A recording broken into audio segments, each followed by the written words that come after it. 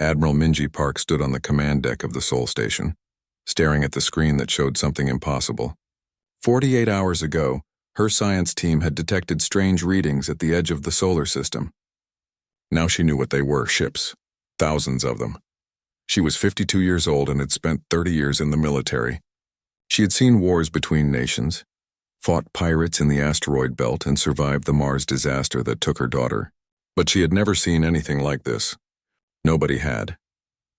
Dr. Yuna Choi rushed into the command center, her lab coat still covered in coffee stains. She had not slept in 2 days. Her eyes were wide with fear and excitement. She was 38 years old and the smartest person Minji had ever met. If Yuna was scared, everyone should be scared. Admiral, the count is confirmed, Yuna said, her voice shaking. 9,700 ships. They are slowing down from faster than light speed. They will reach Neptune in 72 hours. Minji felt her stomach drop. The entire Earth Defense Fleet had only 300 ships. They were about to face an enemy with more than 30 times their numbers. She looked at her crew. Young faces. Scared faces. They were looking at her for answers she did not have. Send the message to Earth, Minji said quietly. Tell them we have contact. Tell them it is not friendly.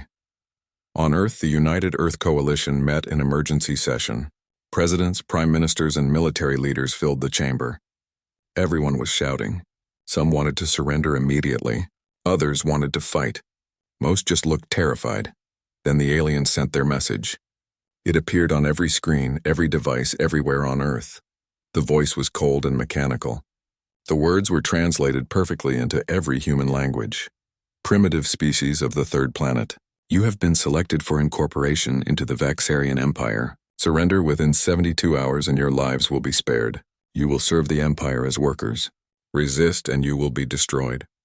This is your only warning. The message ended. For a moment, the entire planet was silent. Then the panic began. People ran through the streets. Families hugged each other. Children cried. Everyone knew that humanity faced extinction. Captain Daiho Kim was 34 years old and commanded the destroyer Indomitable. He was young for a captain, but he had earned his rank through skill and bravery. When the alien message came, he was in the mess hall eating dinner with his crew. Everyone stopped eating. Everyone stared at the screens. Captain, his first officer said softly. What do we do? Daiho stood up slowly. He looked at his crew. They were afraid. He was afraid too, but he remembered something his father had told him before he died in the resource wars. When you have no choice but to fight, fight like the world depends on it. Because it does.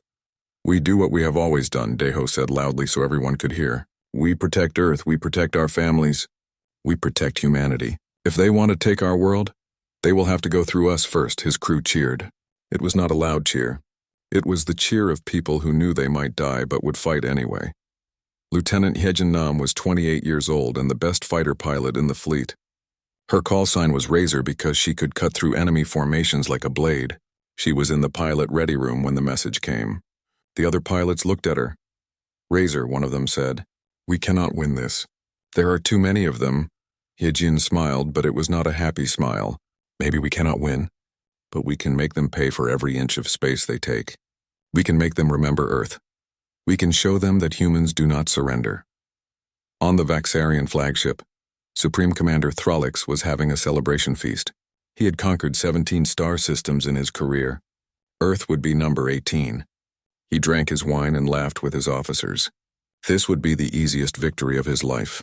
Supreme Commander, Sub-Commander Vexmora said carefully, I have studied the humans' broadcasts. They have been fighting wars among themselves for thousands of years. They know combat very well. Thralix waved his hand dismissively. They fight with primitive weapons. They have no shield technology. They have never faced the might of the Empire. They will surrender or they will die. It makes no difference to me. Vexmora said nothing more, but she felt uneasy. Something about these humans worried her. They did not act like other species the Empire had conquered. Those species had begged for mercy. The humans were preparing for war. Back on Sol Station, Admiral Minji made her decision. She opened a communication channel to all human ships, all stations, and all colonies. Her face appeared on millions of screens. This is Admiral Minji Park. In 72 hours, the enemy will arrive. They think we are weak. They think we will surrender. They are wrong. Humanity has survived ice ages, plagues, and world wars. We have fought each other for centuries and learned every way to kill and survive. Now we will teach these aliens what it means to threaten Earth. All ships, all personnel, prepare for battle. We will make them regret coming here. The countdown began. 72 hours until the invasion. 72 hours until humanity faced extinction. 72 hours until 9,700 alien ships learned that humans were not prey. They were predators. The Vaxarian fleet moved through space like a metal storm. 9,700 warships, each one larger and more powerful than anything humans had ever built. Supreme Commander Thralic sat in his command chair, confident this would be over quickly. The fleet entered the asteroid belt between Mars and Jupiter. Thralic barely paid attention to the rocks floating in space. These primitives had no real defenses. This would be a simple march to Earth. Then the asteroid started shooting. Hidden among the rocks were thousands of weapons. Missiles launched from concealed platforms. Railguns fired metal slugs at incredible speeds. The projectiles tore through Vaxarian shields like they were paper. In the first minute, 50 ships exploded. In the first 5 minutes, 150 ships were destroyed. On Sol Station, Admiral Minji watched the battle unfold. Phase 1 successful, she said calmly. Now they know we are not helpless. Thralic roared in fury. Impossible. How did they hide so many weapons? Adjust shields. Scatter the fleet! Find their positions. The Vaxarian ships spread out, trying to avoid the hidden weapons. This was exactly what Admiral Minji wanted. A scattered fleet was a weak fleet. She gave the order for Phase 2. Lieutenant Hyejin Nam and her fighter squadron burst from their hiding spots behind asteroids. 20 fighters against 9,000 ships should have been suicide. But Hyejin was not trying to win. She was trying to hurt them. Her fighters moved like sharks in water, fast and deadly. They targeted isolated Vaxarian destroyers, firing missiles at their engines and weapon systems. The aliens had powerful shields, but shields had to drop to fire weapons. In that split second, Hyejin's pilot struck. One destroyer exploded. Then another. Hyejin's squadron danced between the asteroids, using the rocks as cover. The Vaxarians fired back, but they kept hitting asteroids instead of fighters. The humans knew this battlefield. The aliens did not. Razor to command, Hyejin transmitted. 6 enemy destroyers down. 3 more damaged. We have lost 2 fighters. Continuing the attack. On the Indomitable, Captain Daeho Kim faced a bigger problem. A Vaxarian cruiser had locked onto his ship. The enemy vessel was 3 times larger and had weapons that could tear the Indomitable apart. Daeho had one advantage. He was a better pilot. All power to engines, Daeho shouted. Take us into that asteroid cluster, fast. The Indomitable dove between massive rocks, spinning and turning. The Vaxarian cruiser followed, firing constantly. Explosions lit up the darkness. Daeho's ship shook with each near miss. Ensign Taejin Oh was at the sensor station. He was 24 years old and terrified, but his hands did not shake. Captain, their shield frequency is rotating. But there is a pattern. A gap in the rotation every 3 seconds. Daeho smiled grimly. Good work, Ensign. Weapons, load all forward torpedoes. We get one shot at this. The Indomitable swung around a large asteroid and faced the cruiser head-on. It looked like suicide. The cruiser charged its main weapons. Then, in that 3-second gap, Daeho fired everything. 6 torpedoes hit the cruiser's hull. The explosions ripped through armor and into the ship's power core. The cruiser broke in half, spilling debris and frozen bodies into space. The crew of the Indomitable cheered. Daeho allowed himself a small smile. 1 cruiser down, 9,000 ships to go. Commander Borum Shin had a different mission. Her stealth frigate Shadow Wing was invisible to enemy sensors. She moved through the Vaxarian fleet like a ghost, planting tracking devices on their largest ships. The aliens never knew she was there. Back on Sol Station, Dr. Unichoi activated her secret weapon. Hidden throughout the solar system were satellites with powerful lasers. They had been disguised as space junk and old communications equipment. Now they came alive. The lasers did not target the ships. They targeted the communication arrays and sensor equipment. Suddenly, Vaxarian ships could not talk to each other properly. They could not coordinate their attacks. They were blind and deaf. Subcommander Vex Mora saw what was happening. Supreme Commander, the humans are using tactical warfare. They are disrupting our communications. We need to adapt our strategy. Thralic slammed his fist on the command console. Adapt. We have 9,000 ships. They have a few hundred. Order all vessels to advance at maximum speed. We will crush them with numbers. The Vaxarian fleet pushed forward, but the advance was clumsy. Ships bumped into each other. Orders were confused. The humans had turned the battlefield into chaos. By the end of the first day of battle, the Vaxarians had lost 400 ships. It was only 4% of their fleet, but they had expected 0 losses. They had expected easy victory. Instead, they found humans who fought like demons. Admiral Minji looked at the casualty reports. Humanity had lost 30 ships and 100 fighters. Every loss hurt, but they had proven something important. The aliens could be hurt. The aliens could be killed. The aliens could lose. She opened a fleet-wide channel. All ships, this is Admiral Park. Today we showed them we are not prey. Tomorrow we show them we are not afraid. The real battle begins now. Hold the line. Protect Earth. Make every shot count. The Vaxarian fleet regrouped and prepared for a full assault. Thralix was no longer smiling. These humans were more dangerous than he had imagined. But he still had 9,000 ships. He would win. He had to win. The war for Earth had begun, and it would be more brutal than anyone could imagine. The battle moved to Mars orbit. The Vaxarian fleet, now numbering 9,300 ships, advanced with brutal determination. They had stopped underestimating the humans. Now they fought with full force. Mars Defense Station Olympus was the key to protecting the colony below. Major Sujin Han commanded the station. She was 36 years old, an engineer who became a soldier. She looked at her screens and saw death approaching. All weapons to full power, Sujin ordered calmly. We hold this line. If we fail, everyone on Mars dies. Our families die. We do not fail. The first wave of Vaxarian ships hit the defense line like a hammer. Explosions filled space. Human ships fired everything they had. Missiles streaked through the darkness. Energy beams cut through hulls. Ships on both sides died. Captain Daeho Kim's Indomitable was already damaged from the previous battle. Now it faced 3 Vaxarian destroyers at once. His shields were failing. His weapons were overheating. His crew was exhausted. Captain, we need to fall back. His first officer shouted over the sound of explosions. We cannot survive this. Daeho shook his head. If we fall back, the line breaks. If the line breaks, Mars falls. We stay. We fight. He opened a channel to Lieutenant Hyejin Nam, whose fighter was nearby. His voice was tired but steady. Razor, I need you to evacuate my wounded. Take them to the medical ships. That is an order. Hyejin understood what he was really saying. He was staying to die. Captain, you stubborn fool. You better survive this. I will try, Daeho lied. On Mars' surface, Private Kyungmin Yoon was 22 years old and had never been in combat before. Now he crouched behind a barricade as Vaxarian ground troops attacked the colony domes. His hands shook as he fired his rifle. The aliens were tall, armored, and moved like machines. Human bullets barely slowed them down. But the humans fought anyway because behind those domes were their families. A soldier next to Kyungmin was hit. He fell, bleeding. With his last breath, he grabbed Kyungmin's arm. Tell my family I fought well. Tell them I was brave. Then he died. Kyungmin screamed in rage and fear and grief. He stood up and fired until his rifle was empty, then grabbed another one and kept firing. Dr. Yuna Choi had been working for 3 days without sleep. She had finally finished her secret project. Plasma lance batteries? They were experimental, unstable, and dangerous, but they could punch through Vaxarian shields like they were nothing. Admiral, Yuna transmitted to Seoul Station. The plasma lances are ready. They might explode.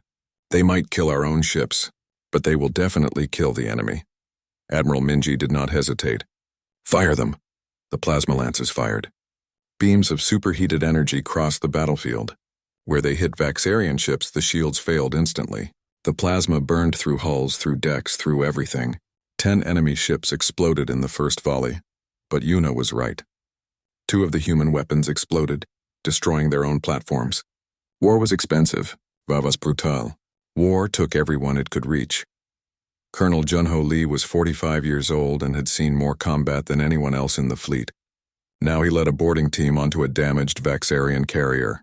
His Marines moved through the alien ship, fighting hand-to-hand in the corridors.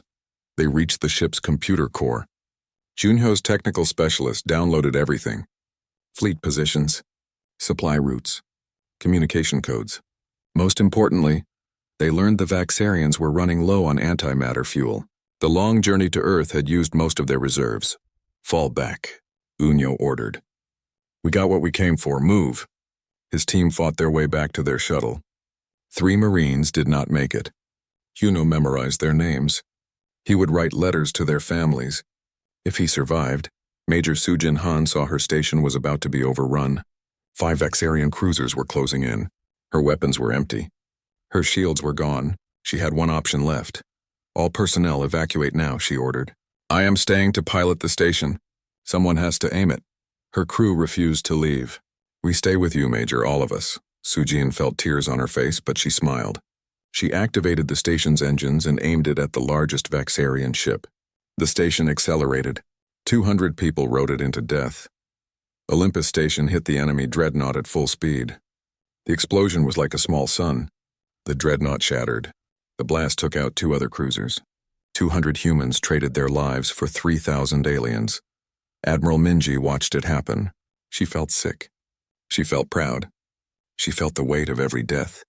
But she could not stop. Not while Earth still needed her. The Vaxarians pushed harder. They committed their elite assault ships.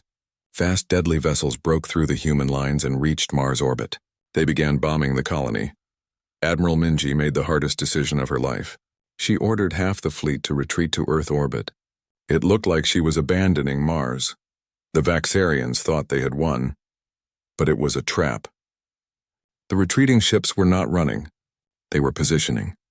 When the Vaxarian ships chased them, they flew into an ambush. Human ships surrounded them from 3 sides. Every missile, every torpedo, every weapon fired at once. 1,200 Vaxarian ships died in 30 minutes. It was the biggest human victory of the war. But Mars colony was damaged. 60,000 civilians were dead. The cost of survival was measured in blood. 8,100 Vaxarian ships entered Earth orbit. From the planet's surface, people could see them with their eyes. The sky was filled with metal. Children pointed up and asked their parents if they would die. Parents had no answers. President Hana Yu was 59 years old. She had been a diplomat before the war. She believed in peace, in talking, and finding solutions. Now she sat in the command bunker deep underground and watched humanity's last stand begin. Admiral Park, the president said quietly, if we lose today, humanity ends. What are our chances? Admiral Minji looked at the president. She did not lie. 20%. Maybe less. But we have one final plan. Operation Ragnarok, do it, the president said. Whatever it takes. Save our world. The Vaxarians formed siege positions around Earth. They prepared to bombard the planet until nothing lived. Supreme Commander Thralix had lost patience. No more strategy, no more clever tactics, just overwhelming destruction. Admiral Minji ordered all remaining human ships to form a defensive line near the moon. It looked weak. It looked desperate. It looked like humanity's last stand. That was exactly what she wanted the aliens to think. All ships hold position, Minji transmitted. Make them think we are trapped. Make them come closer. Thralix saw the human formation and laughed. They gather together to die as one. How convenient. All ships close in and destroy them. 8,000 Vaxarian ships moved toward the moon. They bunched together, confident in their numbers. They thought they had won. They were wrong. Dr. Yuna Choi had spent the last 3 days modifying the moon's mining equipment. Giant mass drivers, built to launch minerals into space, now pointed at the Vaxarian fleet. They had been loaded with solid metal projectiles. Each one weighed a ton. Each one would be accelerated to nearly the speed of light. Fire, Admiral Minji said calmly. The moon's surface erupted with light. Hundreds of projectiles launched. They crossed the distance to the Vaxarian fleet in seconds. Nothing could stop them. Energy shields were useless against solid matter moving at that speed. Vaxarian ships simply ceased to exist. One moment they were there. The next moment they were expanding clouds of debris.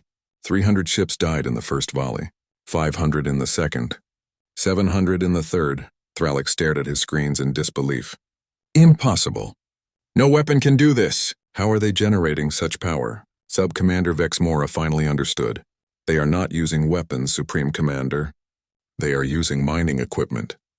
They turned their industrial tools into artillery. We never scanned for that. Captain Daeho Kim saw his chance. The Indomitable was barely holding together, but it could still move. He looked at his crew. They knew what he was thinking.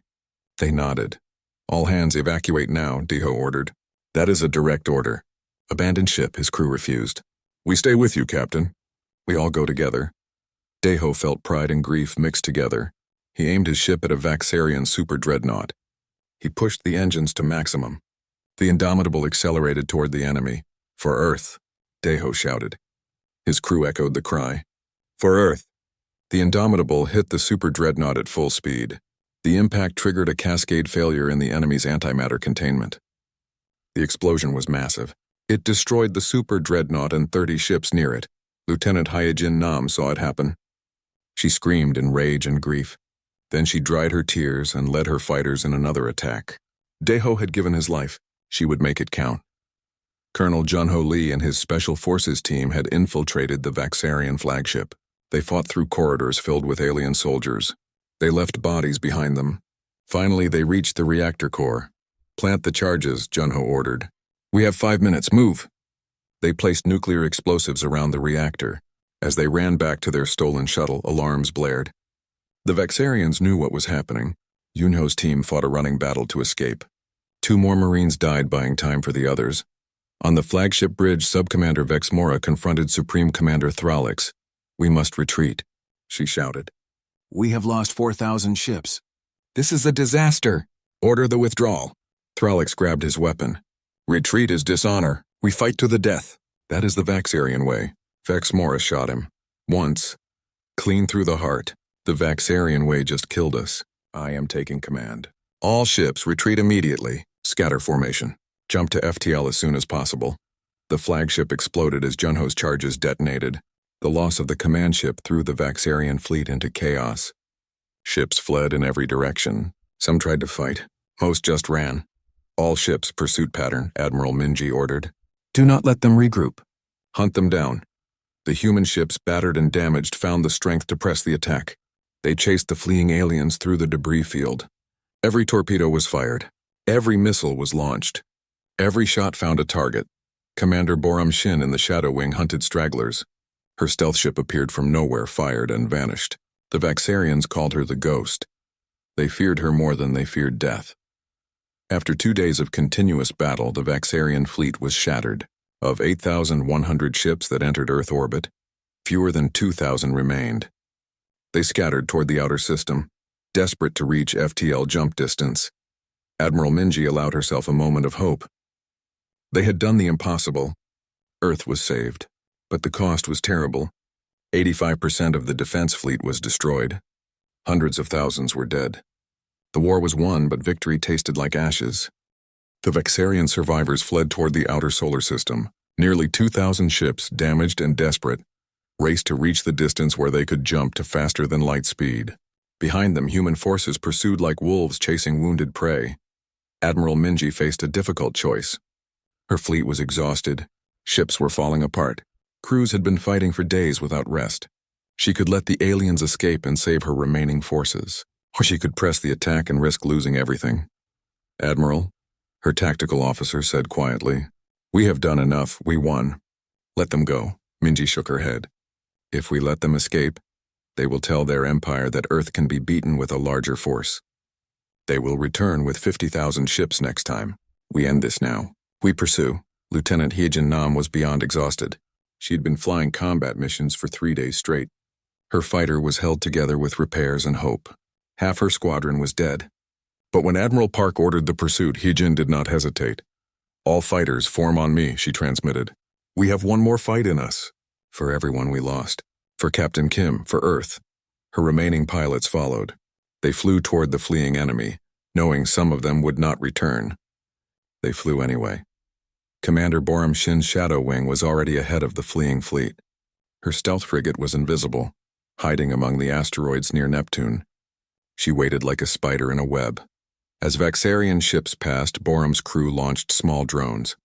These drones attached themselves to enemy hulls completely undetected. They were tracking beacons. Wherever these ships went, humanity would know. 30 beacons attached successfully, her sensor officer reported. The aliens have no idea we tagged them. Boram smiled coldly. Good. Now let us kill a few more before they escape. Subcommander Vexmora, now commanding what remained of the invasion fleet, tried desperately to organize an orderly withdrawal. But her ships were panicked. Some ignored orders, some fired at shadows. The humans had broken their spirit. She looked at her tactical display and felt horror. They had arrived with 9,700 ships. Less than 2,000 remained. She had witnessed the destruction of the greatest armada the Empire had ever assembled, because they had underestimated primitive humans. All ships, Vexmora transmitted, sacrifice the slowest vessels to cover our retreat. They will buy us time to reach jump distance. I am sorry. 300 Vexarian ships turned to face their pursuers. Their crews knew they were being left to die. But they obeyed orders. They formed a defensive line and prepared for their last battle. The human fleet hit them like a hammer. There was no mercy. No prisoners. Just death. The battle was short and brutal. The 300 ships fought well, but they were outnumbered and outmaneuvered. In 30 minutes, all 300 were destroyed, but the sacrifice worked. While the humans fought the rear guard, the remaining Vaxarian ships gained distance. They were approaching the edge of the solar system. Soon they could jump to FTL and escape. Dr. Yuna Choi was back on Sol Station, working on a desperate plan. She had captured some Vaxarian technology during the battle. Now she was trying to weaponize it. If she could create an electromagnetic pulse strong enough, it would disable enemy ships before they could jump. Admiral, Yuna transmitted, I have an EMP weapon ready, but I can only fire it once and the range is limited. You need to get the enemy ships closer together. Minji understood immediately. All ships force them toward Sector 7. Make them bunch up. The human fleet changed course, herding the fleeing aliens like sheep. The Vaxarians did not realize what was happening until too late. They clustered together, thinking there was safety in numbers. Fire the EMP, Minji ordered. The electromagnetic pulse spread through space. Every Vaxarian ship in range went dark. Their systems failed. Their engines stopped. They drifted helplessly. 200 ships were suddenly defenseless. Colonel Junho Lee led boarding teams onto the disabled vessels. They captured key personnel and technical data. They downloaded everything from the alien computers. Fleet positions, supply routes, most importantly, the location of Vaxarian homeworlds. Lieutenant Hyejin Nam made one final attack run. She had permission to spend everything she had left. Her squadron dove toward the fleeing ships, firing every missile, every torpedo, every bullet. 3 more enemy ships exploded, but 2 of her pilots were killed in the attack. Hyejin felt each loss like a knife in her heart. She pulled back to the human lines, her fighter barely responding to controls. The remaining Vaxarian ships, approximately 500 now, reached jump distance. Vexamora did not hesitate. She ordered the immediate retreat. Ship after ship disappeared in flashes of light, jumping to faster-than-light speed. Commander Borum Shin watched them go on her sensors. She counted the ships that escaped. Exactly 17. 17 ships with tracking beacons. 17 ships that would lead humanity to the Empire's core worlds. 17 ships, Borum transmitted to Admiral Park. From 9,700, only 17 escape. The message is sent. Admiral Minji opened a channel to all human forces. Her voice was tired but strong. All ships cease pursuit. We have won. The enemy is broken. Return to base for repairs and rest. You have saved humanity. You have earned your place in history. Well done. On board one of the escaping Vaxarian ships, Sub-Commander Vexmora sat alone in her cabin. She would have to report to the Empire. She would have to tell them that 98% of the invasion fleet was destroyed. She would probably be executed, but as she looked at the data from the battle, she felt something unexpected. Respect. These humans were warriors. They defended their home with a ferocity the Empire had never encountered. Perhaps the Empire had finally met its match. The war was over. Earth had survived, but the solar system looked like a graveyard. Debris from thousands of destroyed ships orbited every planet. Bodies floated in the darkness. The smell of death hung in every corridor of every station. Admiral Minji Park sat in her office on Sol Station and read the casualty reports. 450,000 military personnel dead, 200,000 wounded, 80,000 civilians killed on Mars.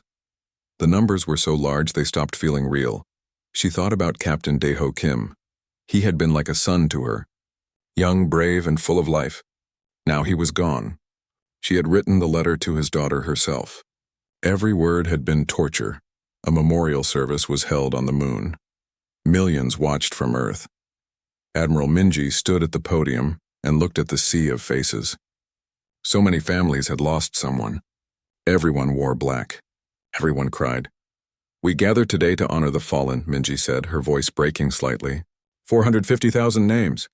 450,000 heroes. They gave everything so that we could stand here today. We will never forget them.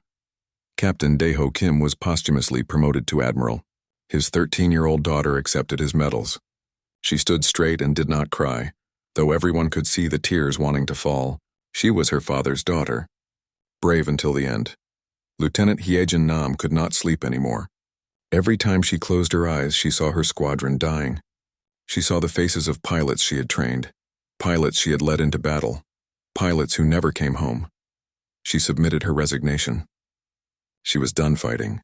She could not do it anymore. Admiral Minji called her into the office. "You want to quit?" Minji asked gently. Hyejin nodded, unable to speak. Minji stood up and walked around the desk. She pulled Hyejin into a hug. "I know it hurts. I know you are tired. But those pilots died so that others could live. Honor them by teaching the next generation. Make sure their sacrifice means something." Hyejin cried on Minji's shoulder for the first time since the war began. When she was done, she withdrew her resignation. She would stay. She would teach. She would make sure no pilot ever died because of poor training. Colonel Junho Lee spent his days interrogating captured Vaxarian personnel. He learned that the Empire had been expanding for 300 years. They had conquered 18 species. Earth was the first world that had successfully resisted. "Why did you come here?" Junyo asked one prisoner. The alien looked at him with something like respect. "Because you were weak. Because conquest is what we do. But we were wrong. You are not weak. You are dangerous." Dr. Yuna Choi barely left her laboratory. She was obsessed with understanding Vaxarian technology. She took apart captured ships piece by piece. She learned how their shields worked, how their engines functioned, how their weapons fired. "We can build better ships," she told Admiral Minji excitedly.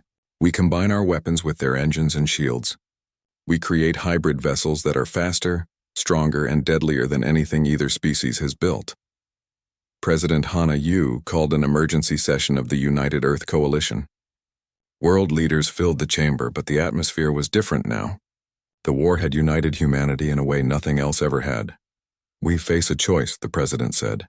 "We can rebuild and hope they never return, or we can prepare for the next invasion, because make no mistake, there will be a next time." The vote was unanimous. Earth would build a new fleet, a stronger fleet, a fleet that could defend not just Earth but eventually strike back at the Empire if necessary. Chief Engineer Minho An was given unlimited resources. The Luna shipyards worked around the clock. New warships began taking shape. These vessels incorporated human and Vaxarian technology. They were beautiful and terrifying. The first new ship was named Indomitable II, in honor of Captain Kim's sacrifice. His daughter was invited to the launch ceremony. She pressed the button that activated the engines. Everyone cheered. The sound of hope filled the shipyard. Private Kyung-min Yoon, now Sergeant Yoon, returned to Mars Colony. He helped rebuild the damaged domes and trained new defenders. He told stories of the battle to young recruits, making sure they understood the cost of victory. "Why do we train so hard?" one recruit asked. "The war is over," Kyung-min shook his head. "The war is never over. The enemy is out there. They know where we are. They will come again. We train so that next time even more of them die. We train so that next time none of them go home." Commander Boram Shin proposed establishing forward listening posts beyond the solar system. Humanity needed early warning if another invasion fleet approached. The UEC approved immediately. The Shadow Wing became the flagship of humanity's new intelligence network. Boram and her crew would be the eyes and ears in the darkness, watching for threats humanity could not yet see. Analysis of the tracking beacons showed the location of several Vaxarian worlds. The debate began immediately.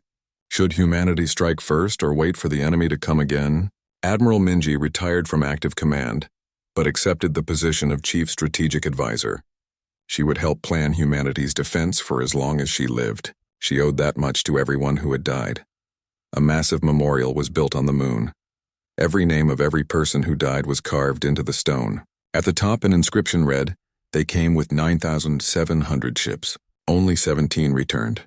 Let this be a warning to any who threaten humanity." At the dedication ceremony, Admiral Minji spoke one final time. We won because we had no choice. We won because we fought for our homes, our families, our future. The cost was terrible. But we survived. And now we must remain vigilant, because the galaxy is dangerous, and humanity will never be victims again. 6 months had passed since the battle. Earth was rebuilding. New ships were being constructed. The wounded were healing. But nobody had forgotten. Nobody could forget. Admiral Minji Park was in her office when the communication came through. It was a tight beam transmission from outside the solar system. The signal was Vexarian. Her blood went cold. All security teams to command, Minji ordered. We may have another invasion incoming. But when they decoded the message, it was not what they expected. It was a single transmission. A recording. And the voice was familiar. Admiral Park, the voice said. It was Sub-Commander Vexmora. I am sending you this message at great personal risk. I have been sentenced to death for the failure at Earth. I will be executed in 3 days. Minji listened carefully. Vexmora continued speaking. I am sending this because you deserve to know the truth. The Empire is preparing a second invasion, 5 times larger than the first. Nearly 50,000 ships. They will arrive at Earth in approximately 5 years. Everyone in the command center went silent. 50,000 ships. The number was impossible. Even with new technology, humanity could not survive that. But Vexmora was not finished. However, I am also sending you something else. Data, military installations, supply routes, communication protocols, everything you need to strike at the Empire. Not all Vexarians support endless conquest. Some of us are tired of war. Some of us saw what you did to defend your home and realized we are on the wrong side of history.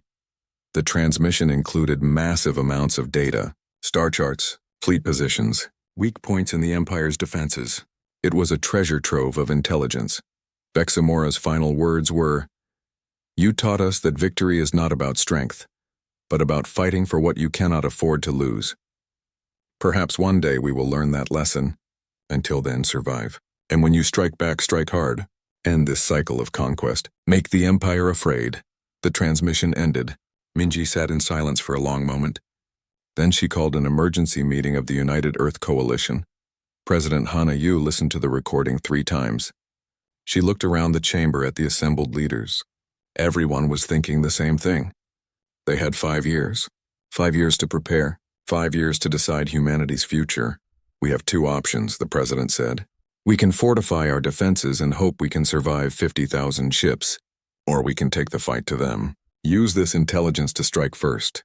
Disrupt their preparations. Make them fight on multiple fronts.